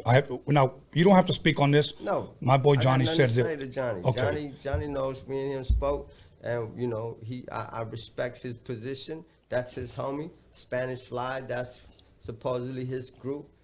Just tell him to stop mentioning Spanish Fly and me, because Spanish Fly got nothing to do with me and you, Fat Boy. It's me and you. Spanish Fly, Spanish Fly. I won't touch on Spanish Fly. I'll leave Spanish Fly out of it because they ain't got nothing to do with you. So stop bringing up Spanish Fly when you speaking to me. This the Fly and all that shit. Nah, man, this is not the Fly. This is you, Fat Boy, and me. And that's it. So Johnny, you know, you just stay out of it, man. Yeah, everybody stay out of it. This is between toe-to-toe, mano a mano, until somebody says no mas. He has to. There it is. It's you hanging him up. You hanging him up, Fat Boy. Remember that. Let's do this pay-per-view. Yeah. Only in America, brother. There you go. Okay? Yeah. We got to sell it. Yeah. So, okay, you heard it here first. So if you're up for it, cool. If not, cool too. But, you know. If you don't accept it, you lost. So get your ass handed to you, or just say you got your ass whooped, and that's it. Badboy, Clika 1, Roadium Radio. Here it is here, pay-per-view.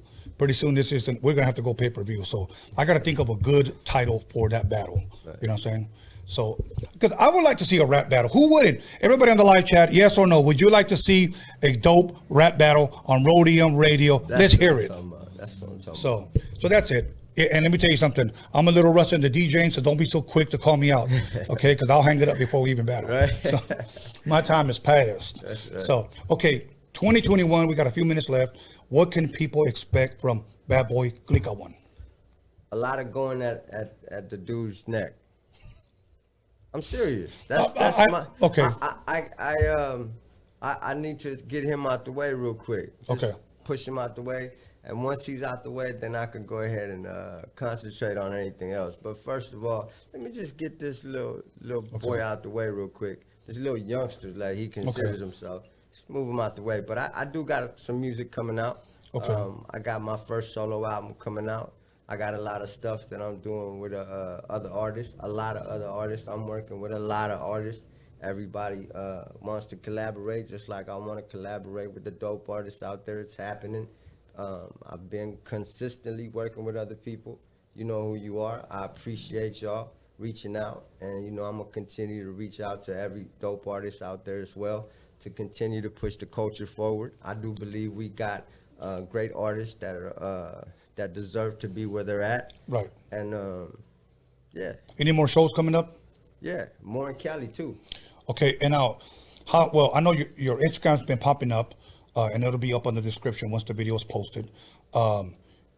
What's the best way to get a hold of you? Do you have a manager, or do they just DM you? How does that work? Just DM me. You know, Badboy. I think it's Badboy Click 1.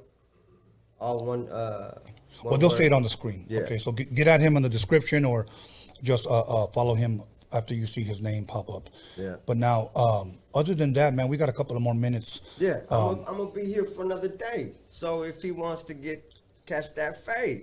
Okay. Go ahead and hit the homie Tony up. No, call him. Call him. And, you know, because I was saying I couldn't come here, and boy, I'm here. And I'm promoting who I am, Bad Bunny. I know you want me to speak up to the mic, but I got to look real cool real quick. Okay. You know, Tom. So, yeah, I'm here, Fat Boy. Yeah, that's it. All right, cool. Do you think the fans know who you're talking about? Anyways. His name is Anyways. Okay. Any means anyways, because he don't matter. Everybody in the live chat, if you guys want to see this rap battle here live on Roadium Radio, let's make it happen. Pay-per-view, let's go. Badboy, Clika 1. I appreciate you having me on here too. You know, let's do it in the spirit of hip hop, okay? That's all I'm saying. That's all. Where I wanted it to stay. Let's take it back where hip hop was fun. Let's rap battle and then go from there. Yeah, hang them up. I'll tell you what, I'll even play the beats. I'll DJ. There you go. That's what I want to see. Okay. Yeah, so I'm with that. Let's go. I got the ultimate breaks and beats. You know what I'm saying? Yeah. And then you just bust a freestyle with it. So, okay, now I'm going to ask you this because I have to ask you this because you brought it up. And I'm sure everybody in the live chat wants to know, what makes you the best? Just lyrically, dopest. Okay. Dopest. The way I put my words together. The years that I put into this shit. I've been rapping since I was 14.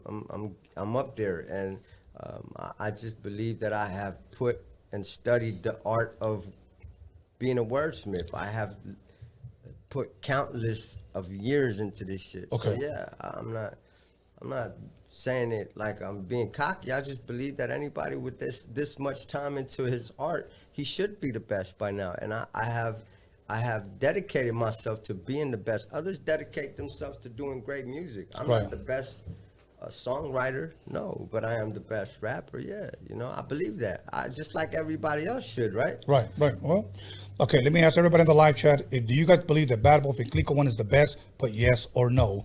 Let's go. That's the public. They're the ones that are going to be rooting for who can hang it up if this ever happens. That's right. You know, you got to hang up your cleats if you lose. You got to hang them up. This ain't no, oh yeah, no. See, that's dangerous because you're ending somebody's career. Or you're ending mine. So yes. I'm putting everything on the line. This is how sure I am on my talent. At least against him. Yeah. Goofy ass like him. Oh yeah, it's easy work. It's easy work. Easy money, boy. You know. Now let me ask you a fair enough question. Please be honest. Let's put the whole thing aside. Do you believe that he can rap? Do you? I think he's a good rapper. Okay. Yes. Okay, so you're not taking that away from him. But is he better than me? No. Okay. Did he lose his battle against me? Yes. Okay. Did we battle song by song? Yes. Was his song good? Yeah. But was it better than mine? Right. No. Right. So does he know that? Yes, he knows that. I believe he knows that. I believe everybody affiliated in this camp knows that. Okay. They're just, you know, they didn't think I would come out here and be on your show and do all this, just, you know, put my life on the line or whatever the hell, you know, to defend myself. But man, I'm so, he just dropped the third single with my name in the song. So you're saying, again, for the fans that are watching, so he's actually mentioned your name. Consistent, three singles. I mean, I can stay quiet for so long because I'm that type of character where I'm not a loudmouth. I don't go out there and woof. I don't bark. I just bite, right? That's what your daddy taught you. That's what I teach my son. Don't bark, just bite. Just take off on them. So I stay quiet this whole time. I've been quiet. Did I at first when we were barking at it or battle rapping at each other? Of course, we were battle rapping. But once all that shit stopped, I stopped because I'm not. You know, I take this shit seriously. Bruce Lee fell down. See that? That was a sign that somebody's going down. Somebody, yeah. Okay. But yeah, man. All right. If he wouldn't have came out with this third single, it's like the whole album. And that's the messed up thing is it's on the Spanish Fly album, and that's what bothers me because Spanish Fly should tell this little boy to stop. Hey, man, don't mention his name when you on our shit because. What if I was to say something bad about the Fly? I mean, you know, I understand. He's saying, Bad Bunny, blah blah blah. It's the Fly, and it's like, homie, what does the Fly got to do? And believe me, I've talked to my boy, A.DA and Johnny about this, and they've said we don't have nothing against you. They don't. Right. I guess they kind of say that that's a one-on-one thing between you guys. So. You know, but they should know that it's very it's a thin line because if it's just about it's on us, then tell homie to not do it while you're on their album because if he's got a shirt on and it says I'm from the Fly and he's saying fuck Badboy, what are my people gonna think? Right. Oh well, he's wearing the Fly. Why? Do you understand what I'm saying? They know better. They need to check him. He needs to be checked.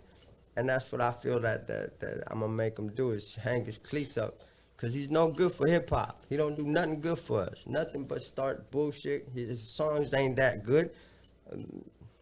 He's nothing special. But I sure damn ain't gonna be letting him speak up on my name without me addressing it. No, not no more. I tried it. They told me leave him alone. He ain't on your level. Blah blah blah. And it's like okay, I can only do it for so long. But nah. Okay, so it was his last single. Yeah. That his third single in a row with my name in his mouth, and it's like, come on, man.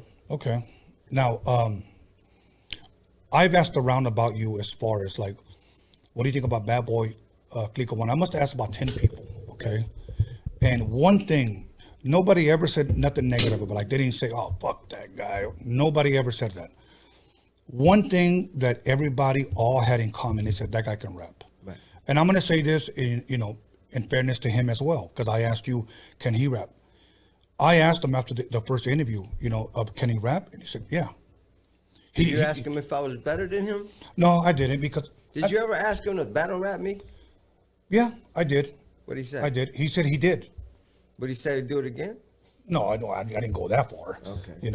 But I just said, would you battle rap him?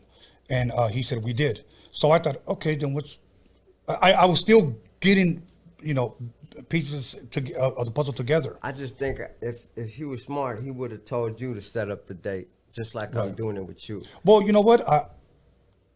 I would have done that. Well, I'm doing it now. Yeah, I'm doing it now. So no, I'm saying not you, but if I was him, okay. I would have told you, hey Tony, get Badboy on the line. Let's get down on here and let's everything I'm doing. That's what he should have done instead of just came on here like a clown, speaking on me. Like he should have just really said, hey man, let's let the crowd decide. Right. Yeah. Well, I think it'll be good for hip hop. I had my boy DJ Dominator one day, and I said, DJ Dominator, is he from a group? No. CALI Lifestyle? Yes. Okay. No, not CALI Lifestyle. I'm sorry. Central Coast. Central Coast. Yeah. Yeah, I remember him. I always get them mixed up with those two groups, but I was interviewing him here, and what we need to start doing. We need to start bringing boos back. When we used to go to shows back in the dudes suck. Boo! Yeah, you have to. Boo! That's how we get the good from the bad. You know how you always talk about this Chicano rap now, and how you say there's no talent? Mm-hmm. Well, come on. We need to hold each other responsible. And we need to, if we're gonna, consider ourselves the best or whatever, blah, blah, blah, then we need to put ourselves in that position. Don't just interview. I hope you don't interview people just because they're Chicano rappers. I hope you're interviewing people who have their accolades in order. You know what I'm saying? Wow. Like we need to start holding ourselves responsible. I say both, because there are some that consider themselves artists and there are some that consider themselves lyricists, like we talked about earlier. So I want to give everybody an equal opportunity, because we don't have a platform to help our people. Nope, and you're right. We don't. And you're so now. But just to correct what you just said, I believe we do have talent. I just believe that many of us are just releasing bullshit out there. Okay. I believe we don't lack talent. I believe we have dope artists. I believe we have dope athletes. I believe, we have dope rappers, dope singers. But I just believe many of us are just releasing a bunch of bullshit, and bullshit meaning that we. Oh, that's Frost. Okay, well, let's take that after. But I do believe that we are releasing a bunch of shit because we're trying to sound like somebody else. That's what I mean by shit. Yep, you're right. It would be like, I got my own talent, but I like the way Clika One sounds, and they got that banging ass song. Yeah. Let's get that sound. Yeah. Now I'm no longer being myself. Well, we need, it'd be dope if we had like a competition to where people submitted their songs, and the dopest one got like a beat from you. Like that'd be something dope too. Oh, I'm glad you brought that up. That sounds interesting. Something to push the artists to give us their best. Yeah. And in order to get a best, like a producer of your quality up here, where you actually had success, the best one gets a beat from you. That'd be something dope, man. Well, I'll even say this. I mean, I don't know if he's interested in one of my beats, but the winner would also get a beat from me. From me and him? Yeah. Yeah, I'll throw that in there for free. So let's do it. I think we'll do it for hip hop. Right. So, brother, we come to the end of our show. Anything you want to say? Anything I didn't ask you? Anything you want to promote? Can they expect an album this year? Yes, sir. Okay. So be expecting his first solo album, Badboy, from Clika One. Yes, sir. Any more shows? Yeah. Okay, more shows. Yeah. Super show in Vegas. All kinds of stuff. Okay. Yeah. If I get contacted by him to wanting to do this, I'll let you know. I appreciate it. And I know he'll be getting at you. Okay. I hope so. Okay. And then we'll go ahead and the winner gets a beat from me as well. And the winner and the loser? And the loser has to hang up your cleats. Hang them up, boy. If he agrees to that, then cool. Yeah. Now what if he never contacts me, but some other guy contacts me and says, I'll battle that fool. I'll take that too.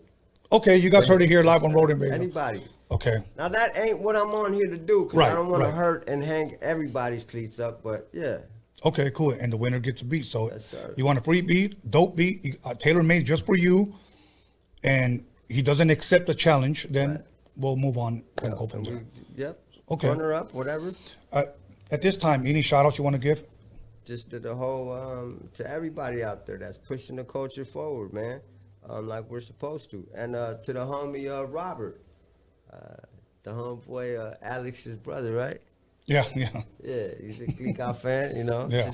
Just sending my love and respect to him, you know. And man, just be on the lookout, man, and keep doing the righteous thing, man. I'm not on here trying to be some type of bully, even though, you know, I know what I'm capable of, but I do gotta protect myself when somebody's going at your neck so consistently and so out of pocket, you know. But yeah. That'll work. Yes, sir. Other than that, I'll give my shout outs. First of all, I want to thank you for coming through all the way from Vegas, sitting down with me, sitting across from me, and just sharing how you feel, bro. That's right. So we're doing this for hip hop, and you know what? We're gonna keep it going. Let me give a shout out to Alex Cervantes Enterprise. If you got a hoop that needs to be fixed, contact my boy Alex at what is it? 81. I'm sure his link is on the description. Cervantes Enterprise. My son, Beast Gallons, for helping me promote this. Also, Anthony, the hip hop Jedi, who always uses the force inappropriately. And I also want to give a shout out to Jeff, which is Mr. D's manager, and Mr. D. He'll soon be dining with the Wizard. But we're not going to promote that show. We're not going to let people know when it's going to be on. We just spontaneous, so you never know what day. And also, I'm wearing this shirt once again. So if you guys want to pick one up, we're going to be hopefully having another meet and greet, or if not, we'll have the website up where you guys can contact them directly for the glossy, the poster, the shirts, the CD, etc. It's all dedicated to Mr. D's merch. So once again, I want to thank Salvi Mami for yesterday's meet and greet. We were out in Cudahy, and it was a great success. So we want to thank once again everybody that came out. Other than that, once again, Badboy, thanks for coming out, bro. Muchas gracias. Appreciate it, baby. Yes, muchas Yes, gracias. sir. Stay blessed. And we out of here. We'll see you guys Wednesday. Oh. Yeah.